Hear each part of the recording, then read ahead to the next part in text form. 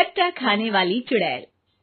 रात को अचानक राधिका मौसी को किचन से कुछ गिरने की आवाज आई। उन्होंने बाहर निकल के देखा तो किचन में उन्हें कोई सफेद साड़ी में दिखा। वो चीख पड़ी, हे भगवान, आलतू जलालतू आई भला को टालतू, आलतू जलालतू आई भला को टालतू। राधिका मौसी को चीखते सुनकर श्रवण बाहर आता है भागते हुए। अरे माँ, क्या हुआ? क्या देख लिया? दादी माँ आ गई क्या सपने में? अरे बेटा, रसोड़े में देख तो कौन है? श्रवण रसोड़े में झांक कर देखता है और उसे कोई नहीं दिखता अंदर। अब रसोड़े में तो कोई नहीं है माँ। कोई सफेद साड़ी में नहीं है क्या? नहीं माँ, कोई भी नहीं है। चिल्लम चिल्ली की आवाज सुनकर काजल भी वहां आ जाती है। अब क्या हो गया माँ जी? अरे बेटा, रसोड़े में एक चुड़ैल थी सफेद साड़ी में। अरे क्या कर रही थी वो अंदर? अरे बताया नहीं, कल आएगी ना तो पूछ लूंगी। चुड़ैल जी, आपका क्या प्लान है? माँ जी, रात बहुत हो गई है, आपने कोई बुरा सपना देखा होगा, चलिए सो जाइए। राधिका मौसी सोने तो चली जाती है, पर उनको रात भर नींद ही नहीं आती। वो कुछ भी उलझुल बातें सोचने लगती है। कहीं चुड़ैल की वजह से तो घर में टेंशन नहीं हो रहा, कहीं उसी की वजह से तो वो दादी नहीं बन पा रही। सुबह जब राधिका मौसी रसोड़े में छानबीन करती है तो पाती है कि नींबू का अचार गायब है। चुड़ैल नींबू का अचार ले गई, मुझे तो ठीक नहीं लग रहा कुछ। चुड़ैल को भी पता है कि जिंदगी का असली मजा तो खट्टे में ही है। राधिका मौसी झट से श्रवण को फोन कर देती है। बेटा, मुझे समस्या समझ में आ गई है, हमें एक तांत्रिक की जरूरत है। अरे क्या बोल रही हो माँ, तांत्रिक की क्या जरूरत है? आप पूजा पाठ तो कर ही रही हो ना। आलतू जलालतू मंत्र सारे फालतू जैसे कुछ मंत्र पढ़ो, चली जाएगी अपने आप चुड़ैल। अरे नहीं बेटा, कभी चुड़ैल को कम नहीं समझते। अरे तुझे पता भी नहीं चलेगा कि कभी वो छल करके काजल की जगह घर की बहू खुद बन जाएगी। क्या माँ, कुछ भी बोल रही हो? कहाँ काजल और कहाँ चुड़ैल? वैसे एक बात बताओ, काजल को अगर गाने के लिए बोल देना तो चुड़ैल काजल की आवाज सुनकर घर तो क्या, धरती लोग छोड़कर चली जाएगी। तुम ना पढ़े लिखे बच्चे हर चीज को मजाक समझते हो। तुम रहने दो, मैं खुद ही तांत्रिक को बुला लेती हूँ। अच्छा सुन, शाम को इमली लेके आना। क्या है कि चटनी खाए बहुत दिन हो गए है ना? नहीं माँ, इमली तांत्रिक से ही मंगवा लो ना, आटा वगैरह भी उसी से पिसवा लेना। देखो मुझे काम करना है। श्रवण रात को कई तरह की सब्जियों के साथ माँ के कहने पे चटनी के लिए इमली भी ले आया था, लेकिन राधिका मौसी के दिमाग में अलग ही फिल्म चल रही थी।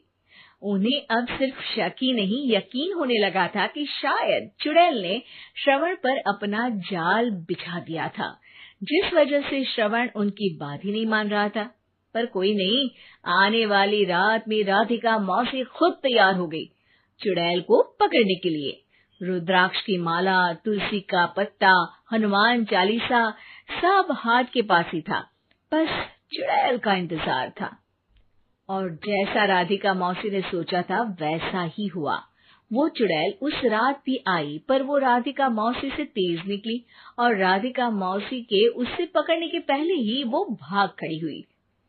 जरूर बहू पे साया है उस चुड़ैल का, तभी तो श्रवण के कमरे में गई है। और अगली सुबह राधिका मौसी पिछली रात हुए हमले में किन चीजों का नुकसान हुआ उसका हिसाब लगा रही थी। उनके खेमे से एक आम के अचार की शीशी भी गायब हो चुकी थी और वो इमली भी जो कल श्रवण लेकर आया था। राधिका मौसी इस बारे में सोच ही रही थी कि श्रवण जल्दी से रसोड़े में आकर दवाइयों की पोटली ढूंढने लगता है। अरे बेटा, क्या हो गया? अब माँ, वो काजल की तबीयत खराब है, बहुत घबराहट हो रही है उसे। हे भगवान, मैंने पहले ही कहा था कि तांत्रिक को बुला लेते हैं, पर नहीं। अब देखो, उस चुड़ैल ने काजल को अपने वश में करना शुरू भी कर दिया है। हालांकि श्रवण भूतों में विश्वास नहीं करता था, पर अब वो भी डर जाता है और राजी हो जाता है एक तांत्रिक को बुलाने के लिए। कुछ ही घंटों में तांत्रिक आ जाते हैं और राधिका मौसी तांत्रिक जी को सब बता देती है। घोर संकट, घनघोर संकट, चुड़ैल को मारू जोर चाकट, ओम भट स्वाहा खटखा के आहा। अरे ये क्या मंत्र है?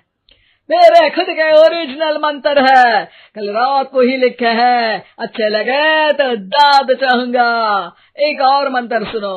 अर्ज किया है आब्राकडाब्रा, दिल्ली बम्बई आगरा, चंदा मामा सोवरले सुरन मामू जारा। ये मंत्र है? अरे कोई 40 वालीसा पढ़ो ना। वक्त कम है, 40 नहीं पड़ेंगे, 20-25 में काम चलाना पड़ेगा। अलग निरंजन जाके लंदन, मुफ्त का मंजान घिस मेरे नंदन। अरे जल्दी करो तांत्रिक जी, जल्दी करो। तांत्रिक अपने उल झलूल मंत्र पढ़ने लगता है। श्रवण को तांत्रिक पे शक होता है। वो अपने एक डॉक्टर दोस्त को कॉल कर देता है ताकि कोई अनहोनी हो तो इमरजेंसी में चीजें मैनेज हो जाए। तांत्रिक धुनी रमाता है, जिसकी वजह से कमरे में काफी धुआं हो जाता है और जिसकी वजह से बहू की घबराहट बढ़ जाती है। अब भागेगी चुड़ैल। हाँ। बहू खांसते हुए धुएं से बचने के लिए बाहर चली जाती है। अरे भाग रही है, भाग रही है।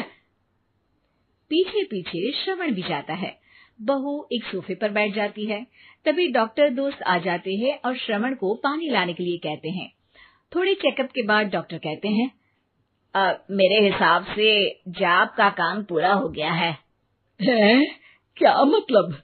अरे कुछ भी नहीं माँ, कोई चुड़ैल नहीं है, खुशखबरी है, अब दादी बनने वाली है। मगर वो सब अचार के डब्बे।